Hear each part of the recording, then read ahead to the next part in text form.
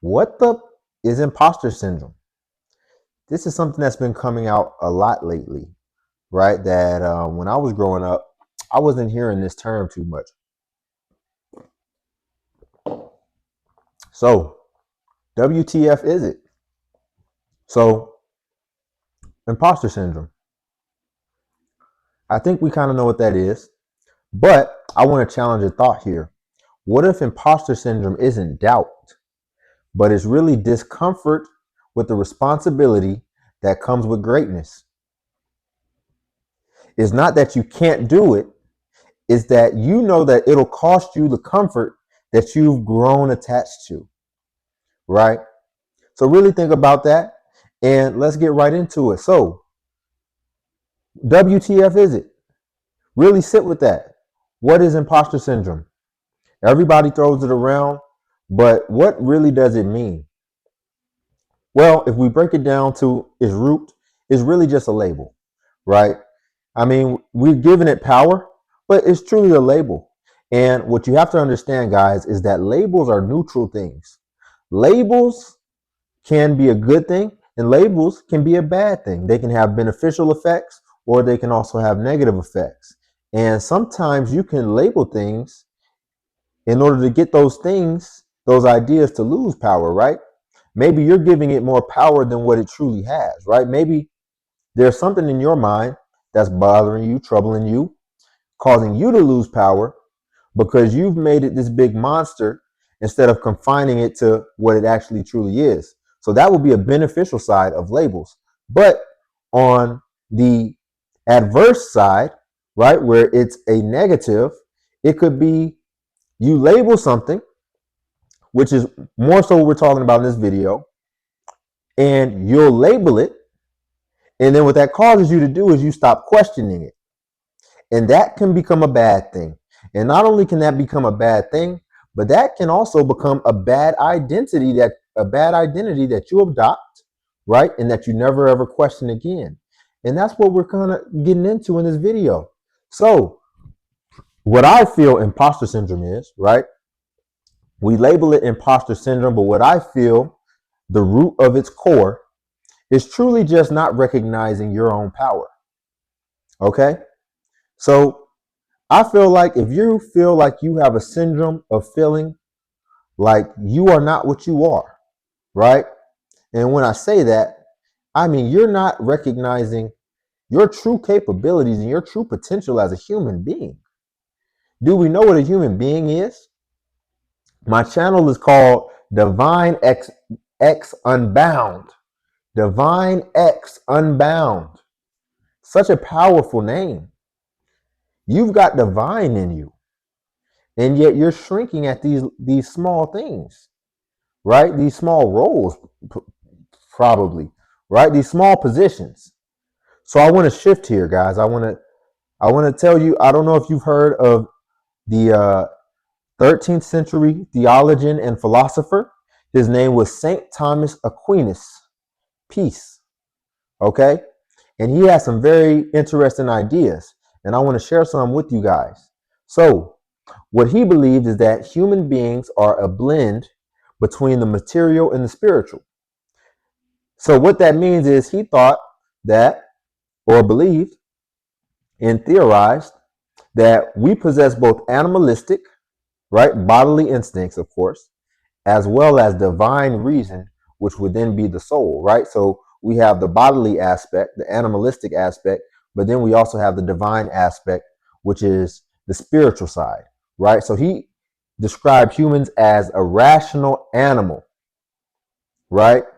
We're basically caught between our lower nature, the flesh, the beast, as well as our higher nature, which is the divine image of God. So basically, he's saying that you have animals, right? You have animals, you have God, and then basically human beings are basically what we actually are as human beings is basically a mixture between beast and God, right? He basically described us as a cross between beast and God. So powerful. Are you not recognizing the divinity within you? But understand that being a cross between that, there's a bit of a contradiction as well. It's not necessarily pure. We're walking contradictions, right? So we're full of doubt, but also we can be full of conviction as well. And they'll both live inside of us. And that's where this really comes down to. Because we were given consciousness, but we were not given perfection. So we're always striving for something higher. We're always striving for perfection. We aim for the divine, but we wrestle with the animal inside of us. We're aiming for perfection to be divine. It's just something that naturally that we do, but we'll never be able to attain that, right? Because we are not that, right? We have to recognize ourselves for what we are, but we're also not a beast. We also have some divinity within us that gives us a lot of potential. So, what am I saying? Because we got deep. Doubt is a part of you guys. Doubt is a part of you. That's what it ultimately comes down to. Doubt is within you. And if it's not within you, it always has the opportunity to be within you. Doubt can, I don't care what you believe, and I'll just leave it there. Doubt can be put in you, right? And if y'all want to go deeper in that, we can, but doubt is always present. It can creep in at any moment. It lives within us. It's part of the deal. It's part of being what we are, right? You're not weak for having doubt. You're human. Understand that. You're not an imposter, but you're also not what you think, right? So I want to shift the perspective here because, matter of fact, honestly, you are an imposter, but not because you don't belong, but because you're not recognizing that you do belong. So you don't even feel like you are truly all of you.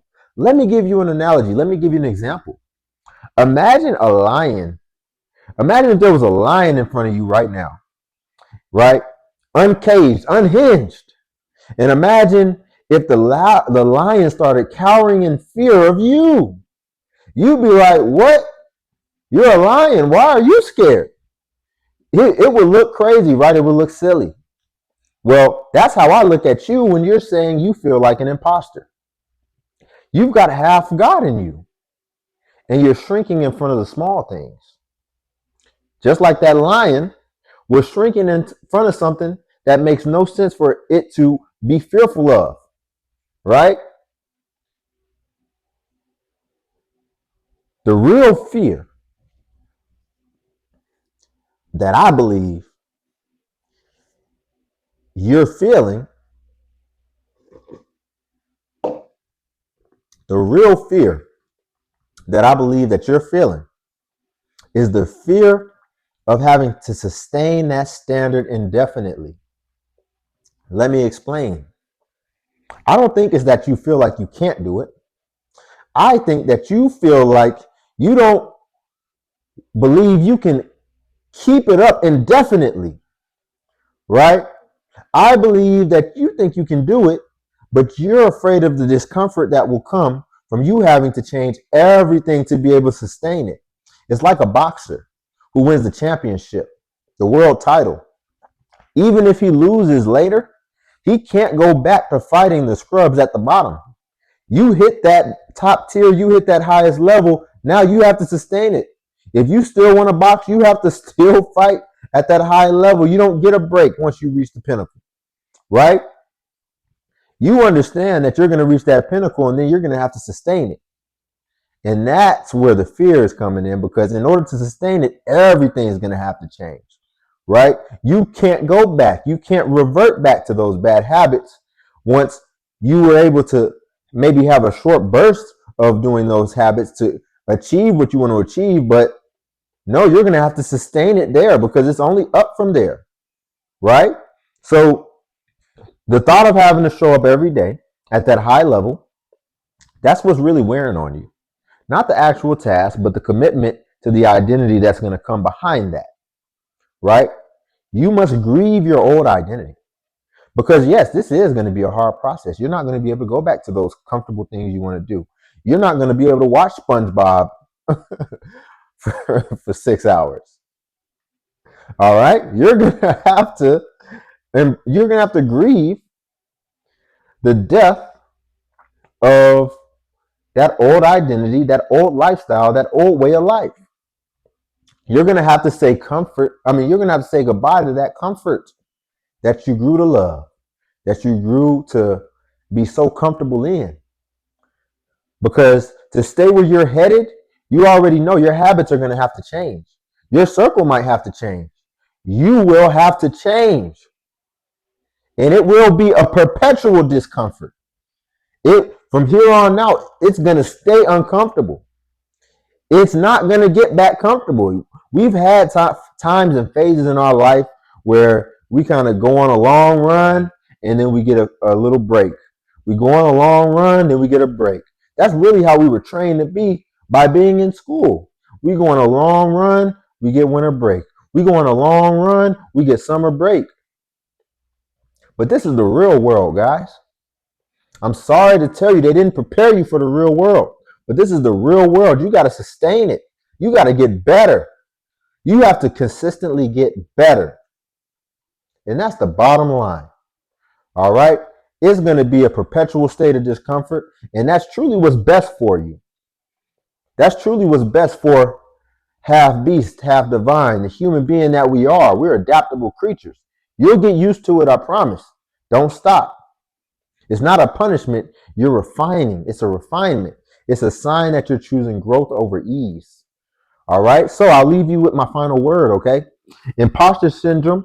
That's just you trying to get back to who you were before you leveled up. That's the version of you that's not going to exist anymore. You have to embrace that change. The God in you doesn't fear the moment. The only part of you that wants to stay comfortable does. Right. You already know it's time to let that part die. And it's time to elevate and evolve, right? And self-actualize this person that you've become and all your potential. So please leave a like, guys. It doesn't cost you anything, but it helps me tremendously. I appreciate the support, and I will catch you guys in the next video.